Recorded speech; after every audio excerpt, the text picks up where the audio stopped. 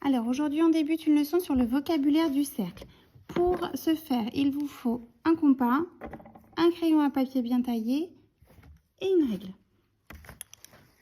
Alors, on va commencer. On va commencer par tracer le centre du cercle. On va faire un point que l'on va nommer le point O.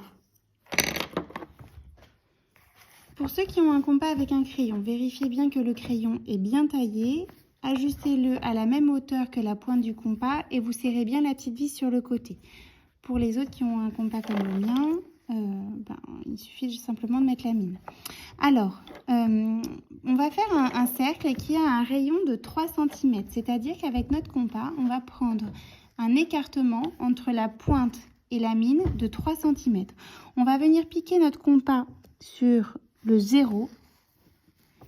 Et on prend un écartement de 3 cm exactement. On pique au centre de notre point O. On vient bien pincer avec le pouce et l'index en haut de notre compas. Et on va donner un petit mouvement de poignet pour que le tracé soit précis.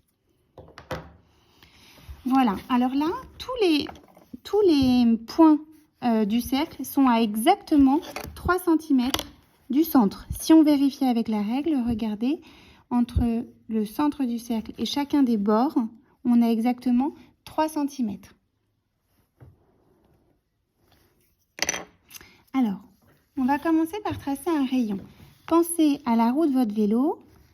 Vous savez que la roue est constituée d'une multitude de rayons. Et bien en géométrie, c'est pareil. Ce qu'on appelle le rayon, c'est le segment qui part du centre du cercle et qui vient toucher le bord. Donc là, c'est le rayon que l'on appelle par exemple OA. Des rayons, il y en aurait une multitude. On va en tracer là par exemple un deuxième, mais en réalité, il y en a une infinité. Et OB. Ensuite, on va tracer ce qu'on appelle un diamètre. Le diamètre, c'est un segment qui passe par le centre du cercle et qui vient donc toucher les deux points de notre cercle.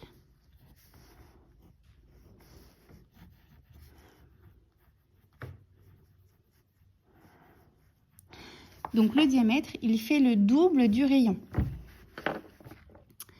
Ensuite, on va tracer ce qu'on appelle une corde. Alors une corde, c'est un segment qui va venir toucher deux bords du cercle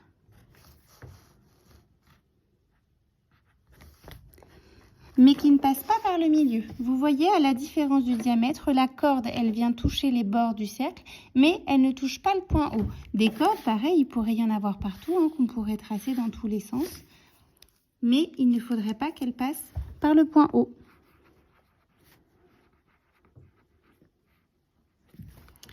Et pour terminer, le dernier mot de vocabulaire qui est à apprendre pour aujourd'hui, c'est ce qu'on appelle l'arc de cercle.